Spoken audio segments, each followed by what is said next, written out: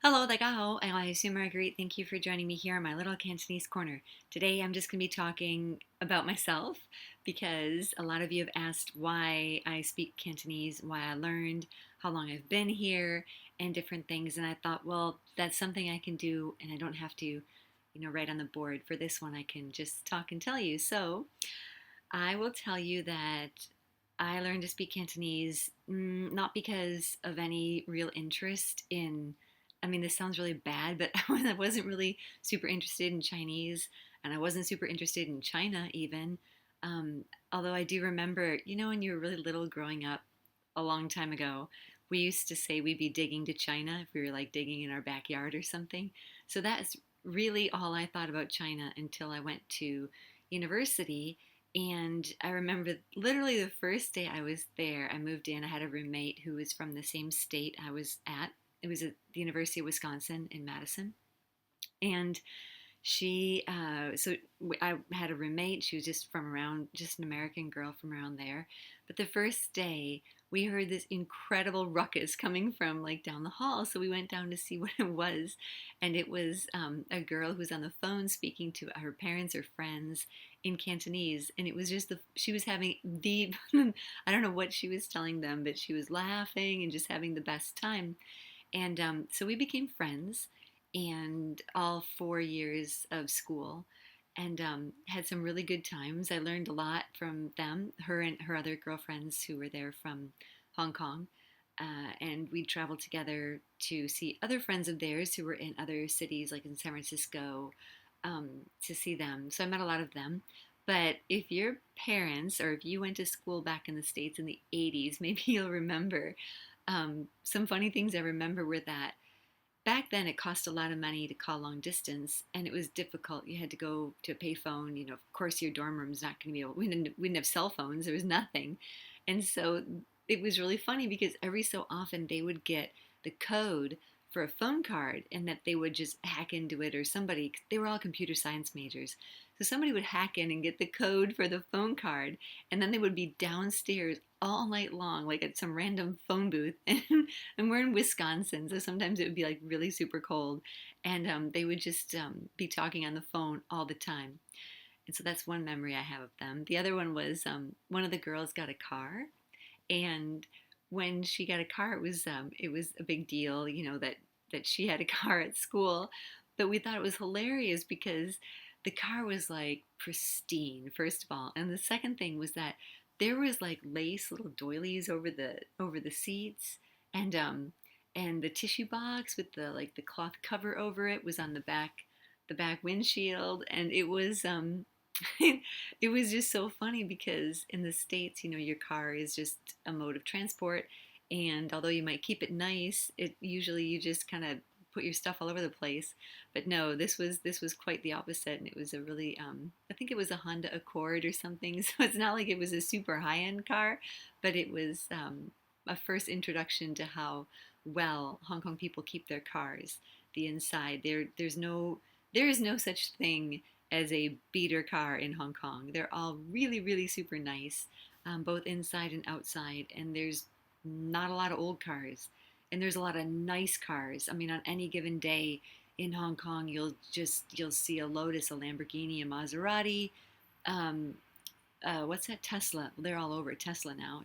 Tesla, of course, Mercedes, BMW, all the rest.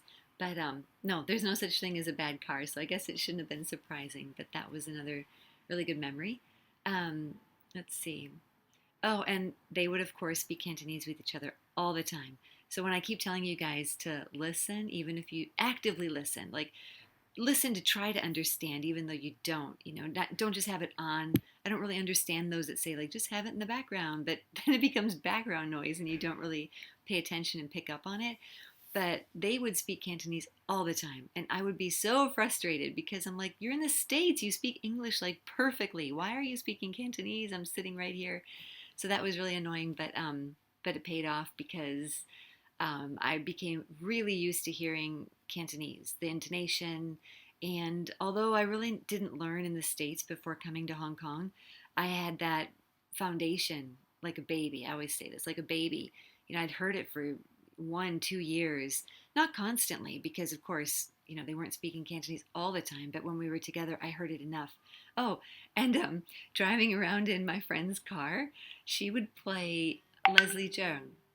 Leslie Cheung songs, and one that was a huge hit back then was Monica, and they had he sang a little bit of English in there. So if you know, look up Monica by Leslie Cheung, and that's that song was one of the first songs I learned that I actually could pick out words to and know, and that was before I came to Hong Kong. So that was school time, and then after we graduated, I didn't really know what to do because I didn't have a job. I didn't want to get a job. I didn't really want to be tied down in the States. And so when my girlfriends had gone back to Hong Kong and they said, well, why don't you come to Hong Kong? And so I said, okay. So I came to Hong Kong kind of knowing that I wanted to stay.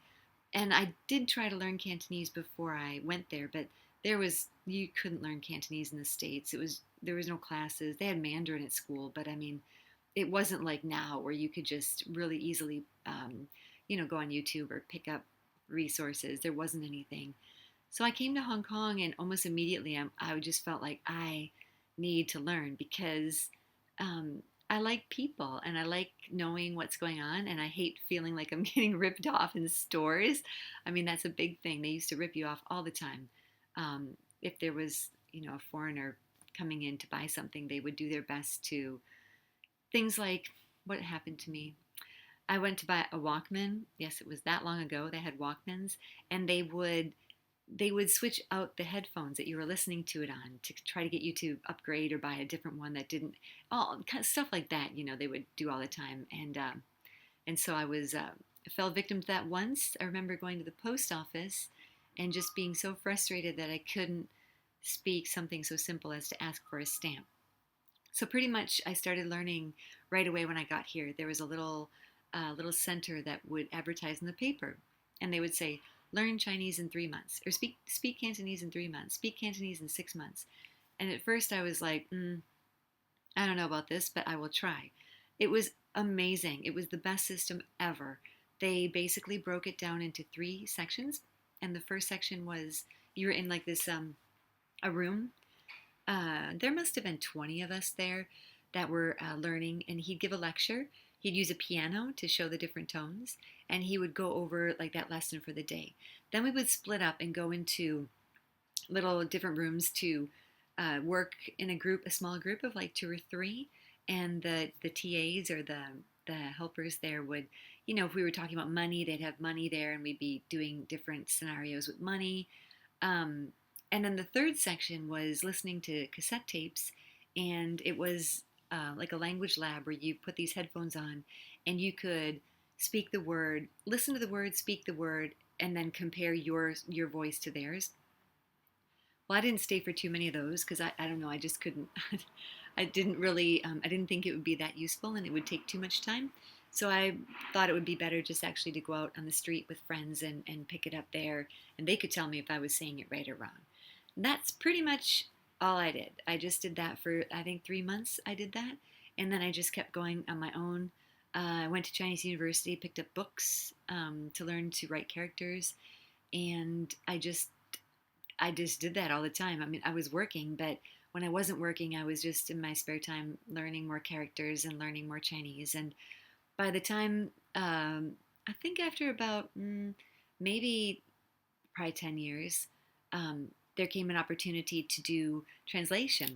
And so I just started doing translation for the place where I worked at.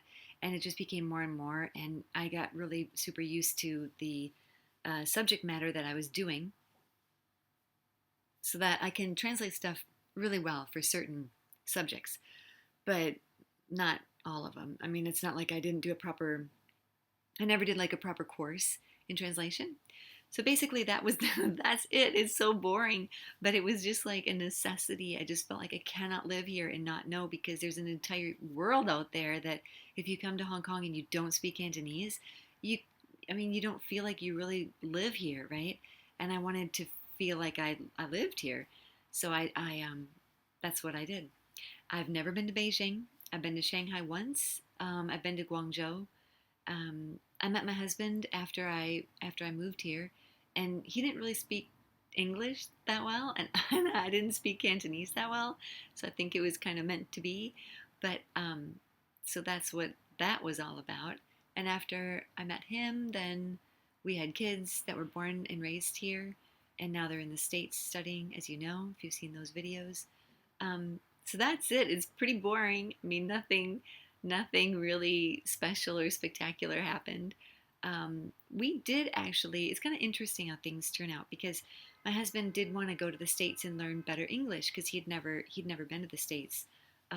He'd never really been out of Hong Kong much when I met him. So we went to the States, and back then, '97, it was still right around after Tiananmen Square. Um, and the early '90s, and we wanted to go to the States, and they wouldn't give him a visa. Flat out would not give him a visa to go. So that kind of meant we were staying here, which was fine. I mean, I was working at the time and I had a visa. And then after 7 years, you can get your permanent residency, and I had that. And so then we had kids, and then we just never left. So we're still here, and probably will be for quite a while longer. I love Hong Kong. It's so convenient. It's so safe. It's so crowded. I mean, it's kind of like a love hate relationship. Some days are just like, get me out of here, or I can't stand these people. But um, only because there's so many of them, not individually. But other times it's like, why would you want to live anywhere else? I mean, you could get whatever you want here. It's just so exciting. There's so much going on. Even if you don't do anything, you just feel. I like to feel like I'm part of something exciting, and Hong Kong definitely is that. So I hope that was a little bit of insight into me, why I learned Cantonese, and why I think you should too. I mean, just make it a need. There was this phrase we came up with the other day, me and another group of ladies that I know, and it was make the need become the norm. If you need to learn it, just make it a normal part of your day. So it becomes normal for you to kind of wake up. You got your flashcards. I'm working on some resources because I think that's maybe the best. Another way that I can give back to you guys is to kind of come up with some resources that are no longer available. And I can't, they're not reprinting them. So I thought, okay, well, I'll try to make some of my own, and hopefully that'll be helpful for you guys. So look for that. I'm trying to format them now. It's a pain in the ass. Sorry for the. it's. I cannot believe how frustrating it is. I mean, pretty much I'm a happy-go-lucky kind of person until something that should be easy isn't. For example, I'll go to Smart Tone. It drives me up the wall because it should be simple. It should be very, very simple, but no, they make it so complicated and so hard to understand that it just drives me insane. Well, it's the same for what was I talking about? Um, it's the same for um, making things in easy, simple. I can't remember. But anyway, suffice to say that I would like to make this as easy as I can for you guys because it's making the need become the norm. That's right. Make the need become the norm. And when that happens, then it's, I mean, I don't want to say it's easy, but it's something that you just have to do. And then you'll do it. But if you don't really need to, it's really, really hard to learn because if you don't need to learn it and you just want to learn it, um, it's it depends on your motivation. Put it that way. Anyway, I hope you found this useful and helpful, and I will get back on this weekend, wake up early, and get some stuff there on my whiteboard, and we can do some more proper lessons. But until then, thank you so much for joining me here on my little Cantonese corner, and I will see you next time. Bye.